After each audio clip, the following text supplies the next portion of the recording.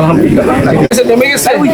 এখন তো গরু ছাগল মুরগি যেগুলো ছিল আছে, আর পরিবারের লোকজন সুস্থ আছে সবাই, কোনো সমস্যা নাই তো? আচ্ছা, সমস্যা হলে আমরা আছি।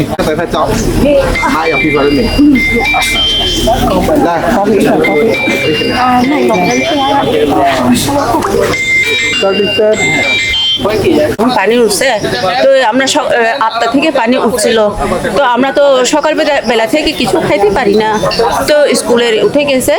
তো বিজিবি ওনারা এসে আমাদেরকে এই যে ভাত দিছে আর কি, ওরা দিনে রাতে, তারপর বিকেলে এসে দিয়েছে, সকালেও দিয়ে দিয়েছেন।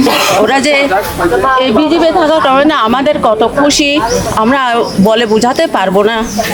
এই যে এখনো আমরা চুলাতে রান্না করে খাইতে পারি না, তারপরেও ওরা এসে আমাদেরকে ভাত দিয়ে সবসময় এসে ভাত দিয়ে ওরা আমাদেরকে অনেক উপকার করেছে।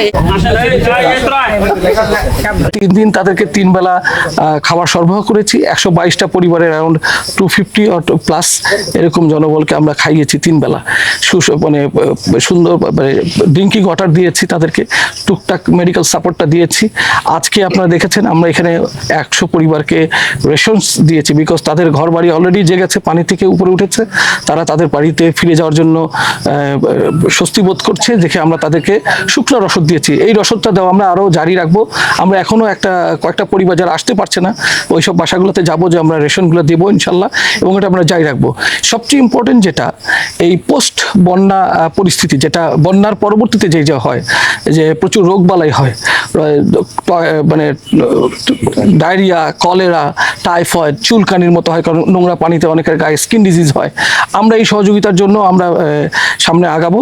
আমরা অলরেডি বলে দিয়েছি আমরা মেডিকেল ক্যাম্পেইন এখানে চালু রাখবো। আর এছাড়াও আমার যে দায়িত্বপূর্ণ 3টা জায়গা আছে, 3টা এলাকা আছে, বলিপাড়া, আলীকদম এবং রুমা, এই 3টা জায়গার 3 জন অধিনায়ক আছেন, তাদেরকেও বলেছি।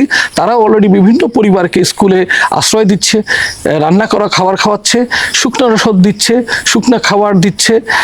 এইভাবে সহযোগিতা অব্যাহত রেখেছে বিজিবির সদস্যরা।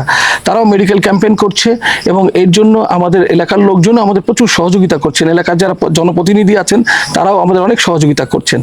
আর এই বন্যা পরবর্তী যে পরিস্থিতি, এটা মোকাবেলা করার জন্য আমরা আমাদের সেক্টরেও আমাদের একটা এমআই রুম আছে, এখানে একজন মহিলা ডক্টর রাখা আছে, সবসময় এটা ওপেন আছে, সবার জন্য বলা আছে, ওনারা যে কোনো সময় আসলে ট্রিটমেন্ট নিতে পারবেন।